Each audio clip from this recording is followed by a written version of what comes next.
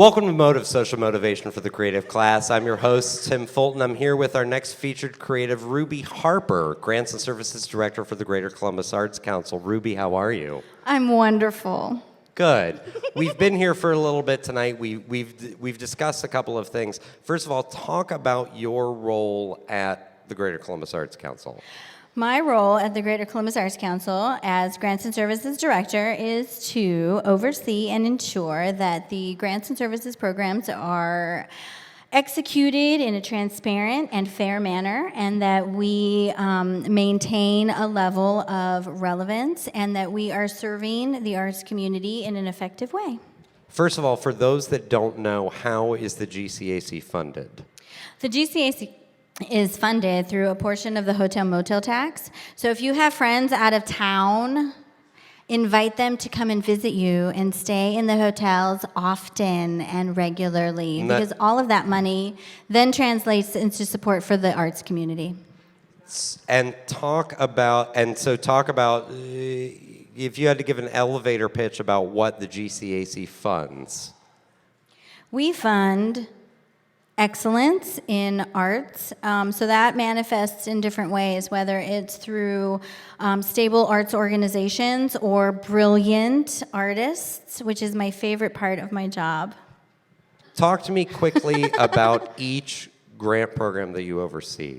So generally speaking, we do the big typicals. Sustainability, which is operating support, helping organizations keep the doors open. We do project support, which is those small grants that help ideas come to fruition. And then we fund individual artists, whether it's supply grants to make new work, professional development to help you enhance the business of enhance you in the business of being an artist, or travel grants, because there's a big push on retention of talent. So we like to send you away and then make sure that you come back to stay.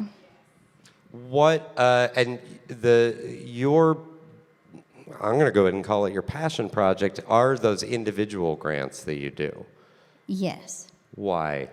Because I think for me, you know, every city has its organizations, but what makes the city unique is the individual artists and the work that they do. And so having this amazing pool of talent and knowing that I play a teeny tiny role in cultivating that talent and encouraging that talent and seeing that talent thrive, it is the crux of my day. Like when we do our monthly awards and we get those emails from our individual artists that say, thank you, we know that with those small grants, we are changing lives. We are validating people's artistic expression. And what is it in terms of dollar amount? What's a small grant? A small grant, $500 for individual artists for supply grants, and $1,000 for professional development grants, and $1,500 for travel grants. So it certainly is not, look at you, it certainly isn't the lion's share of the work, of the money that we're giving out, but it is the most impactful dollars that we spend on the arts community in Columbus. So whether an individual or a small new arts organization, what's the best sort of way to engage the GCAC? And name it. I'm on Facebook. I get Facebook messages all day long. Email. I love email.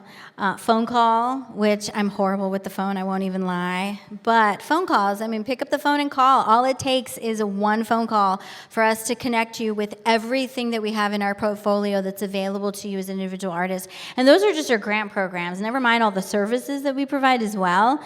We have a full depth and breadth of amazing things that we can make available to individual artists. Talk a little bit about the services that you do offer. So some of the services that we offer would be our Arts Legal Assistance Program, which gives you as an individual artist access to legal services for free. Woo, I heard it, yay!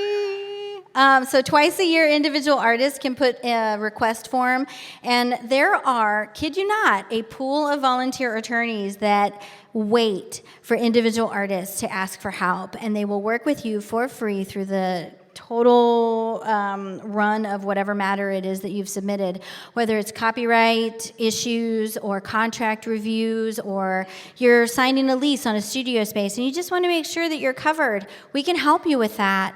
If you are securing the services of another artist and you want to make sure that everybody's interests are taken care of, we can help you with that.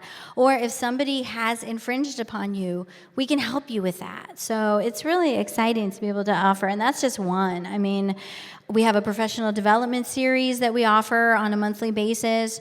Our commitment is one event a month. We've had up to 9 events a month that we've made available for free for individual artists. More information on that is available at gcac.org. Correct. How did you get to GCAC? Wow.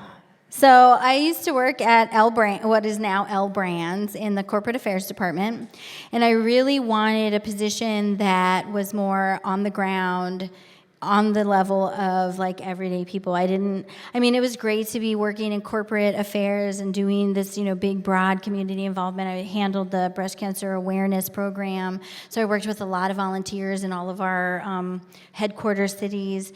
But I wanted day-to-day impact. I wanted to be interacting with the people that are actually doing the work on the ground. And, back in the day, I read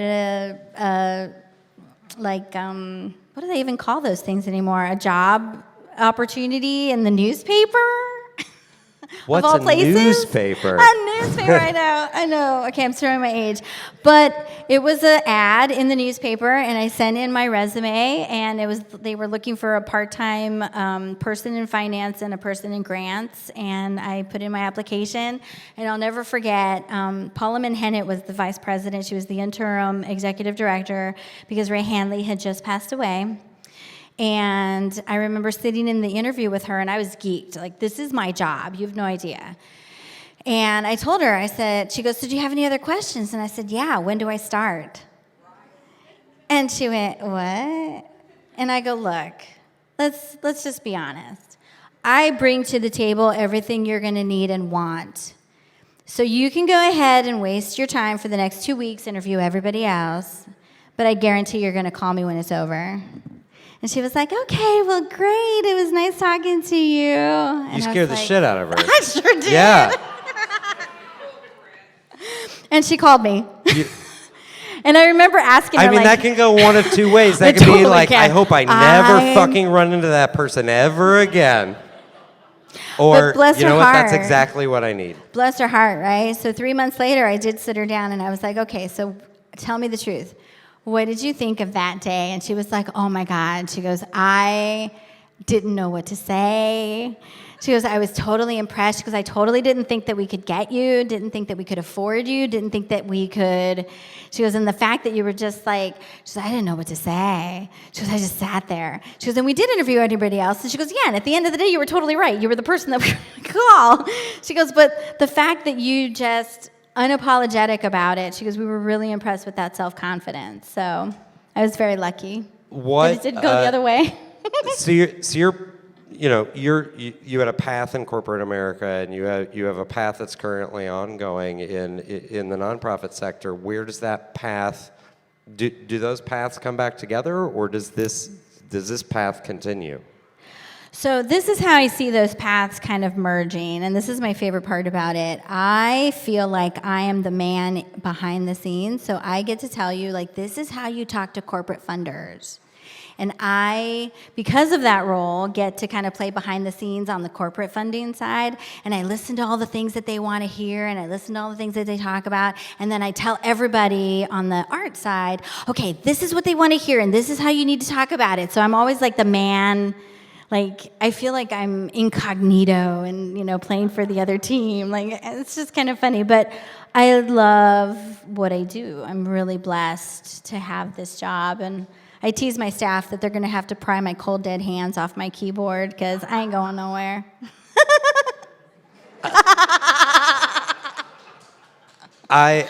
Motive, when we were Motive had taken a break, and we were building towards this moment right here, and we sat down with you guys, and we walked into the room, and you said, okay, what are you doing?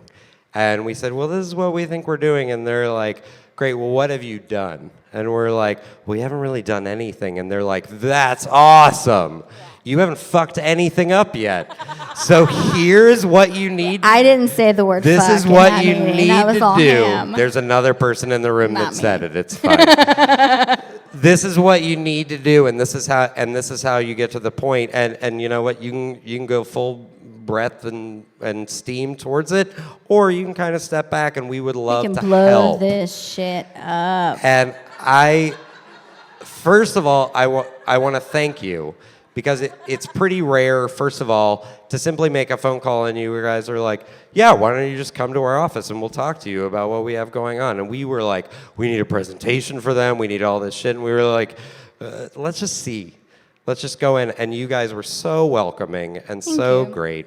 And work hard at that. I think, frankly, GCAC is a great organization, but I think they're very fortunate to have you. And you're kicking you. ass. It is Ladies and gentlemen, my a big round of pleasure. applause for Ruby Harper, please. Thank you.